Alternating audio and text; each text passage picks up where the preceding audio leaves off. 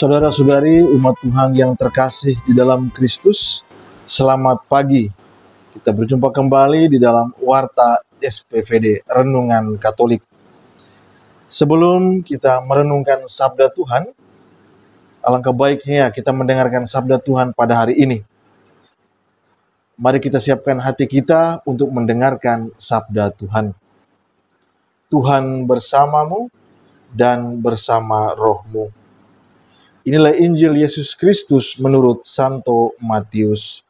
Dimuliakanlah Tuhan. Yesus ditolak di Nazaret. Setelah Yesus selesai menceritakan perumpamaan-perumpamaan itu, ia pun pergi dari situ. Setibanya di tempat asalnya, Yesus mengajar orang-orang di situ, di rumah ibadat mereka. Maka takjublah mereka dan berkata, "Dari mana diperolehnya hikmat itu dan kuasa untuk mengadakan mujizat-mujizat itu? Bukankah ia ini anak tukang kayu? Bukankah ibunya bernama Maria dan saudara-saudaranya Yakobus, Yusuf, Simon, dan Yudas?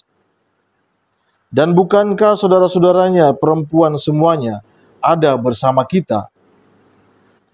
Jadi dari mana diperolehnya semuanya itu?" Lalu mereka kecewa dan menolak dia.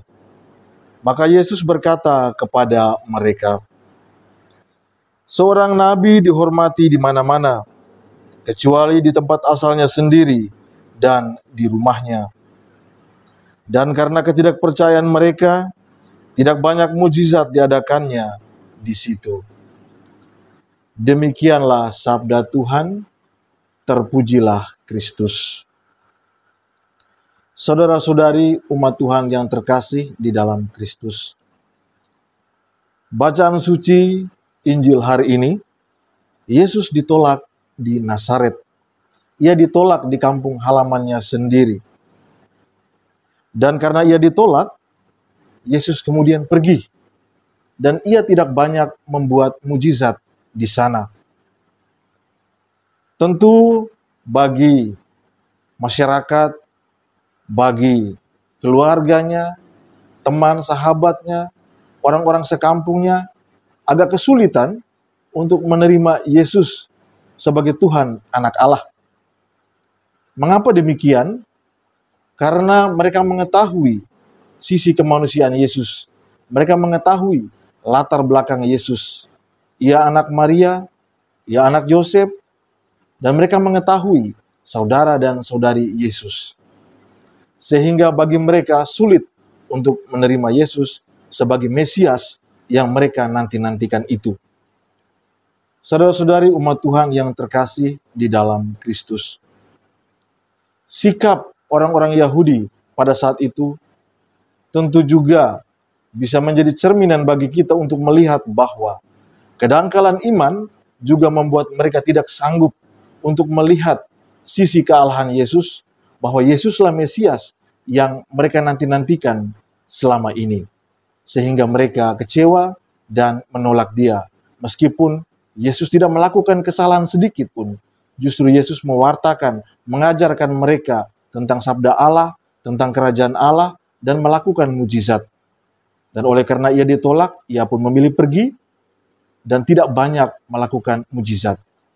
Menarik saudara-saudari umat Tuhan yang terkasih, bahwa meskipun ia ditolak, ia tetap mencintai mereka dan masih sempat membuat mujizat.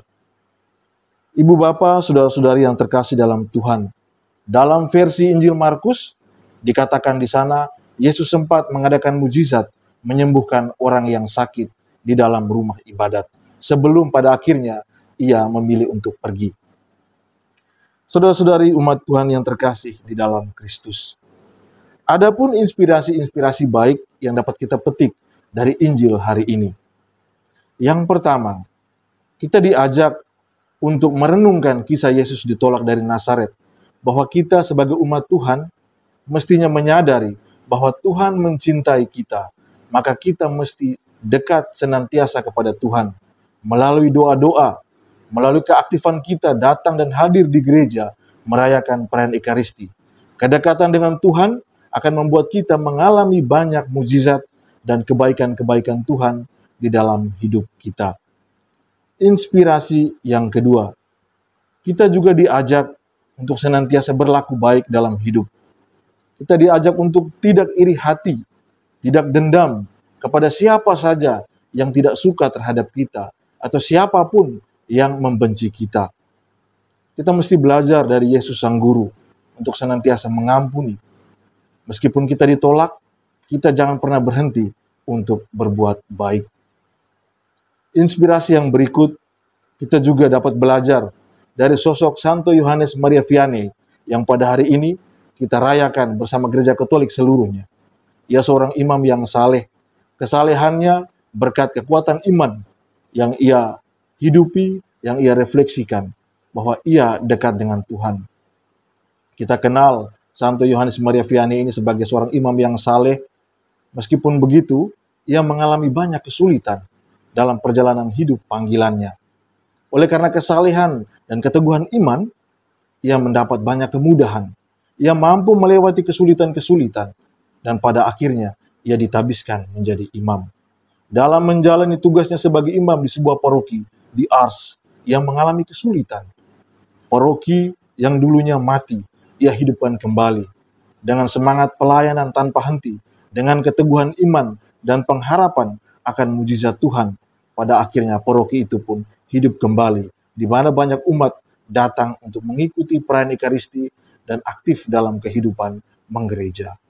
Ibu bapak, saudara-saudara yang terkasih dalam Tuhan, kisah hidup Santo Yohanes Maria Vianney ini juga mengajak kita untuk melihat bahwa ada banyak mujizat yang terjadi dalam hidup kita, yang kita alami, di mana kita mendapat banyak kemudahan ketika kita mengalami kesulitan.